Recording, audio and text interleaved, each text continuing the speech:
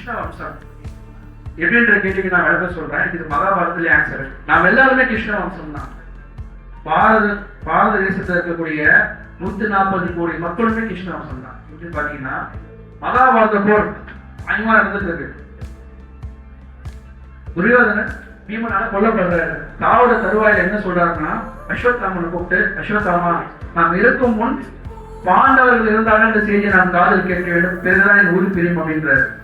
அஸ்வத்தாமன் என்ன பண்ணா, யுத்த நெறியை மீறி இரவு பாண்டவனுடைய கூடாரத்துக்கு செல்றான். அங்க பாண்டவர்கள் நினைச்சு பாண்டவனுடைய பிள்ளைகளை கொண்டாடணும்.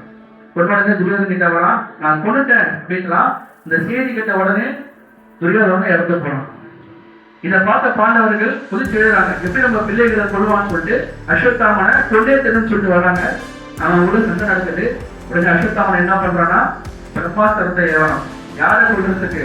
உத்தரையுடைய வயிற்றுல வர்ற கருவை கொடுத்து. உத்தரை யாருன்னா அபிமன்யுடைய மனைவி. அபிமன்யு யாருன்னா கிருஷ்ணருக்கு மருமகன், அர்ஜுனனுடைய பையன். சொல்றதுக்கு பிரம்மாஸ்திரத்தை ஏவனம். அர்ஜுனன் பிரம்மாஸ்திரத்தை ஏவனாரு. கிருஷ்ணன் சொல்றாரு, 2 பிரம்மாஸ்திரமும் வானத்துல முடிச்சுன்னா இந்த சிருஷ்டியை அடைஞ்சிருமே அர்ஜுனா, திரும்ப பெரு பிரம்மாஸ்திரத்தை அப்படின்றாரு. அர்ஜுனனுக்கு பிரம்மாஸ்திரத்தை திரும்ப பெறக்கூடிய மந்திரம் தெரியும், திரும்ப பெற்றார். அஸ்வத்தாமனுக்கு தெரியாது. ஏவன் அந்த பிரம்மாஸ்திரம் உத்தரையுடைய வயிற்று கருவை கொண்டு பாஞ்சாலி கதவா, கிருஷ்ணா பரந்தாமா, என்ன இது மண்ணில் பிரகாசித்துவே கொண்டான்னு சொல்லி கிருஷ்ணனை பார்த்து கதவா. கிருஷ்ணர் போற தன்னுடைய வாழ்நாள்ல பகவான் கிருஷ்ணனுடைய வாழ்நாள்ல சேர்த்து அனைத்து புண்ணியத்தையும் கொடுத்த குழந்தையை திருப்பி கேட்கிறார்.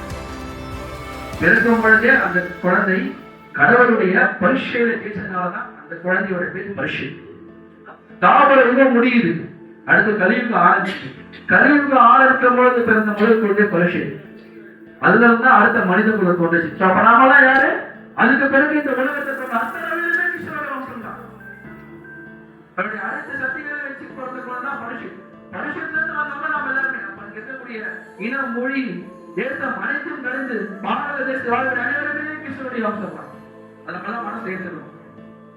கிருஷ்ணர் சொன்ன மாதிரி தர்மத்தின் வழியில் நடந்து அதர்மத்தை அழித்து நெறிமுறைகளை கடைபிடித்து மக்களுக்கு எது நல்லதோ அதையே செய்து வாழும். நன்றி, வணக்கம்.